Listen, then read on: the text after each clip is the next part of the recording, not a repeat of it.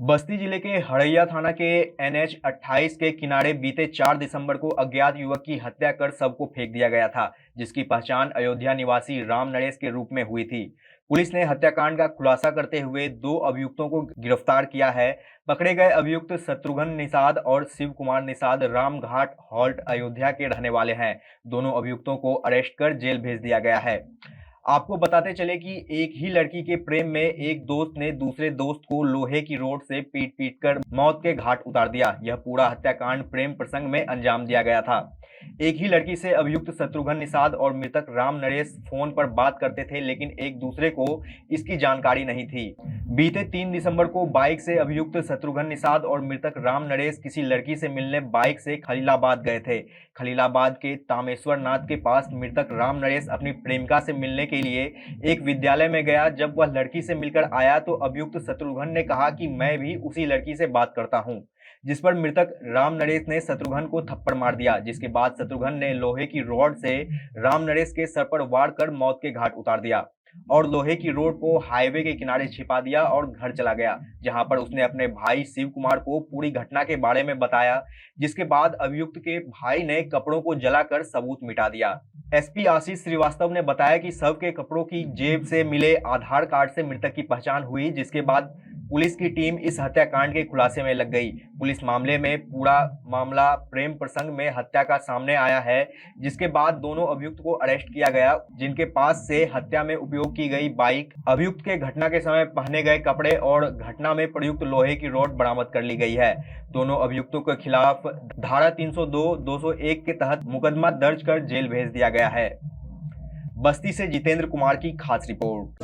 4 दिसंबर की प्रातःकाल थाना हड़ैया पे जानकारी मिली कि हाईवे के किनारे एक अज्ञात युवक की लाश पड़ी हुई है। इस संबंध में फौरन मौके पर पहुंच करके शव को अपने कब्जे में लिया गया और उस युवक की पहचान करने की कोशिश की गई। उसके पास से पाए गए जो आधार कार्ड और पैन कार्ड के आधार पर उसकी पहचान राम नरेश निषाद के रूप में हुई, जो अयोध्या रामघाट हाल्ट का रहने वाला था। उसके परिजनों से जब जानकारी की गई तो उन्होंने आकर के उसकी पहचान करी और ये बताया कि 6 माह पूर्व वो वहाँ पर कोतवाली बीकापुर से एक किसी लड़की को साथ में लेकर के दिल्ली चला गया था।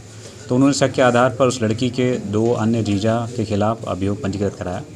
पुलिस ने उनको बुलाकर उनसे पूछताछ भी करी, लेकिन मामले की गहनता से जांच करने के बाद ये समझ में आया कि वो एंगल उसकी हत्या में नहीं है। उन लड़की और लड़की के परिवार वालों के द्वारा इस युवक की हत्या नहीं की गई थी, बल्कि 3 तारीख को उसका मित्र शत्रुघ्न निषाद वो इसको साथ में लेकर के संत कबीर नगर आया था। गहनता से जांच करी गई तो पता चला कि शत्रुघ्न निषाद और राम नरेश मृतक ये दोनों एक संत कबीर नगर में रहने वाली एक लड़की के साथ में फ़ोन से बात करते थे और 3 तारीख की रात में उसी से मिलने गए थे। इसके संबंध में शत्रुघ्न निषाद ने एक बाइक अपने जानने वाले से अरेंज करी थी।